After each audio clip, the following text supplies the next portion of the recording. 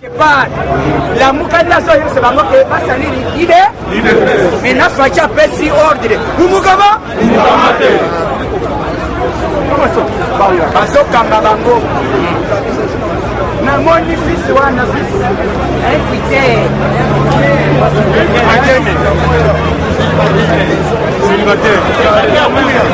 Célibataire au carré.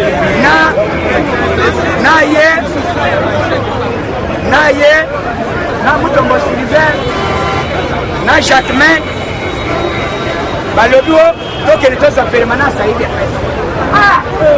Wana lobo Félix aza président te.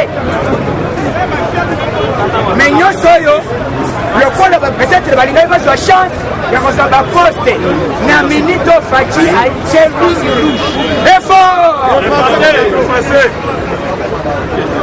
Yo kozala nommé dans le premier ministre de gouvernement dans le limité. Bino des autres négociations là on a dit de comprendre que t'es là il n'a pas qu'à parler. Dans le lit, Istanbul et Outaouate. La Mouka après si bangola va troubler il des fesses. Mais ça va là la caté. Les autres aussi force. Il y a des combattants, là il y a la police. Donc, nyate porto nangonga waki peso sirikle soki bamonika kamwana di progrès office mukoko kumugaba hein partout les lots on va arrêter après si vous êtes chef de l'État deuxièmement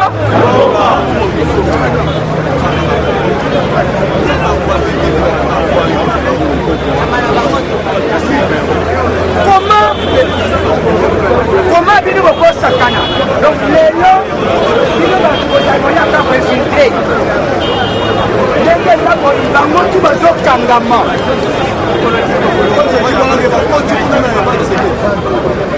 comment bino bokoya koseme desordre toza na pouvoir bozopesa réputation nini objectif na bango baloba tala idepesa eza na désordre est-ce qu'il idepesa eza na désordre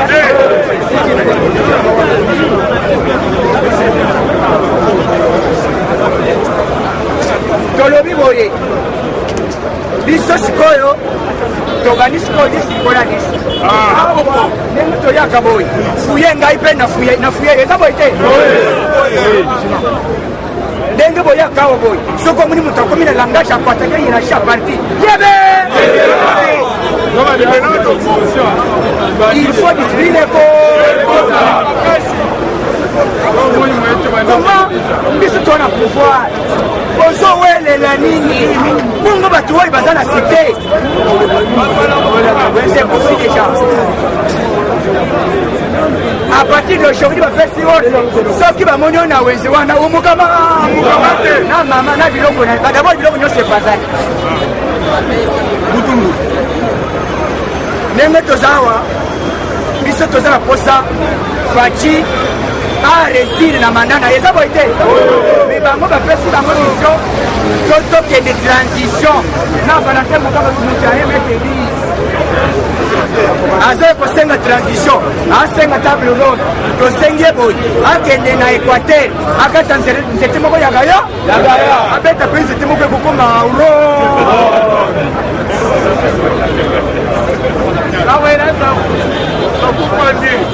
IDPS viva na table wana kosala akoma pe uronde eza boye te uronde yango alinga sala na permanence biso toboyi uronde toboto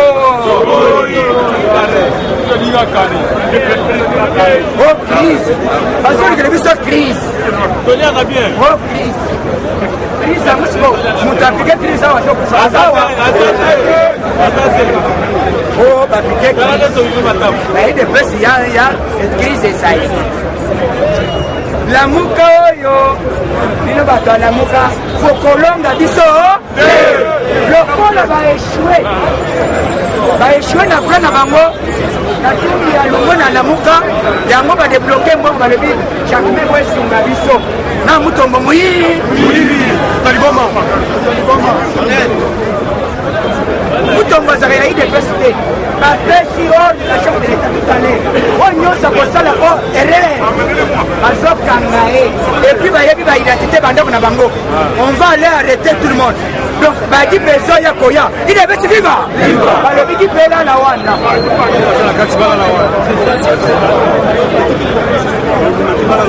On demande liberté. Démocratie. C'est pas la liberté.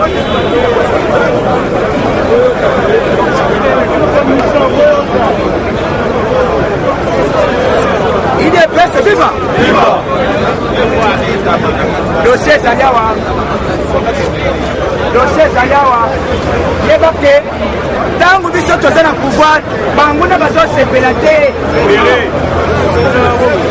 Il faut pas attaquer biso na mayele nyos, mais biso toza la mayele. Comment est-ce que tu banda mobulu? Donc, batutu bazo ya na mobulu, baza ba ennemi ya ide? Baza pe ennemi ya peuple congolais.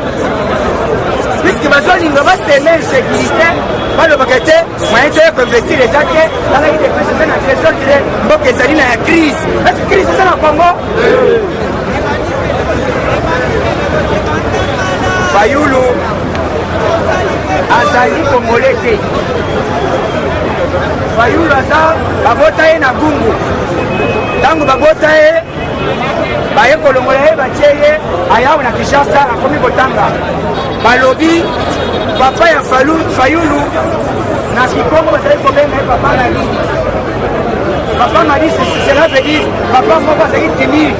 Papa moko alobaka te. Mais l'identité wana Fayulu alata yango. Akomi Martin Mali.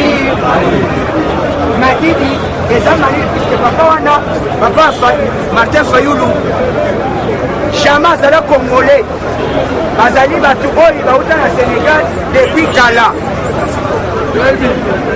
Si réellement Fayulu azali Congolais, aloba monoko ya mboka ayebaka Kikongo te. Est-ce qu'on va trouver le rwanda normal?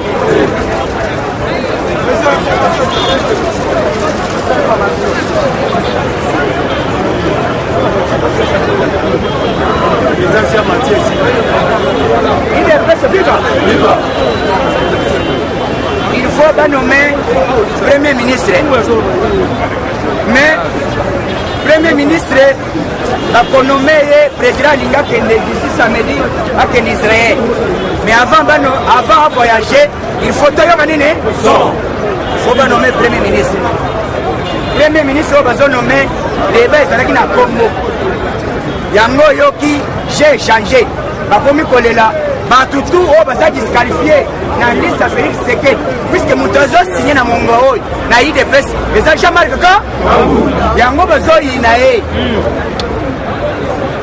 Balobi, biso to finga kabonde.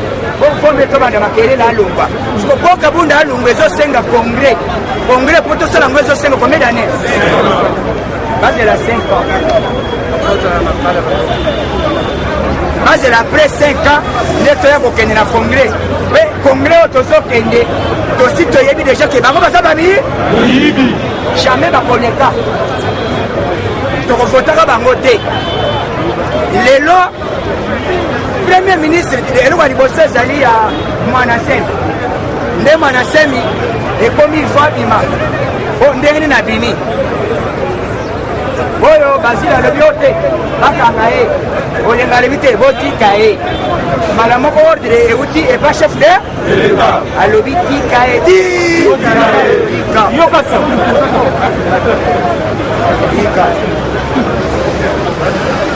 numéro 1 alobiti donc de malé au président asalaki botetika ana lobitiri tangu Kabila yoki ke ne Mwanasemi abimi mbala moko Kabila lobite oyo ilenga bisale nini oli awa na sangwe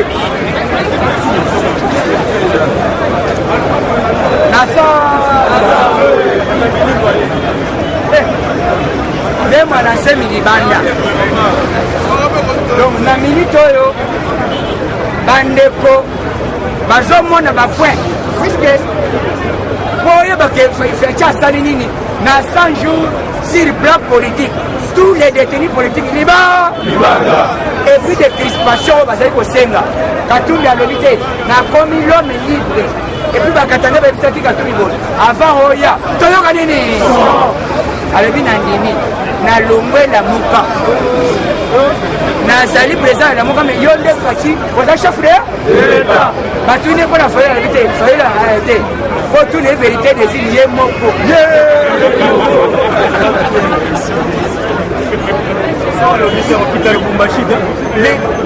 yo finançaki vérité désir alobi te même na financé faci dès lors pour construire ces kaki moyen toloba autrement